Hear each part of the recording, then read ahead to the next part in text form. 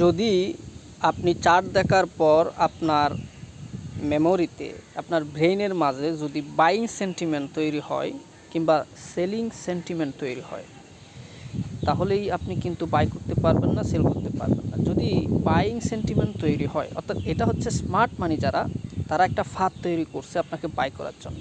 অর্থাৎ বাই করার একটা সেন্টিমেন্ট আপনার মেমোরিতে তৈরি করা হয়েছে, সো আপনি বাই করতে পারবেন না। কারণ হচ্ছে বাই করার সেন্টিমেন্ট দিয়ে আপনাকে বাই কনফার্মেশন দিয়ে যদি বাই হয়, তাহলে স্মার্ট মানি রিটেল ট্রেডারদেরকে ফাঁদে ফেলবে কী করে, তারা প্রফিট করবে কী করে? তাদের কাজ হচ্ছে আমাদের মতো রিটেল ট্রেডার যারা, তাদেরকে ফাঁদে ফেলে তাদেরকে একটা রং সেন্টিমেন্ট তৈরি করে তাদের কাছ থেকে প্রফিট করাটাই হচ্ছে স্মার্ট মানির কাজ। সো যখনই আপনি চার্ট দেখে টেকনিক্যালি মনে হবে মার্কেট বাইরে যাবে, আপনাকে তার অপোজিট অ্যানালাইসিস করতে হবে। সেটা বাইং হোক আর সেলিং হোক, সেলিং সেন্টিমেন্ট যদি আপনার মেমোরিতে চলে আসে চার্ট দেখে টেকনিক্যালি, আপনাকে তার অপোজিট চিন্তা করতে হবে।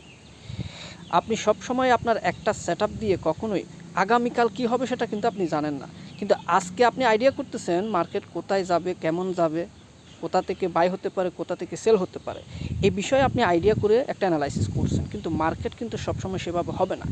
লাইভ মার্কেটে কী হচ্ছে সেটার উপর ভিত্তি করে আপনাকে অ্যানালাইসিস করতে হবে।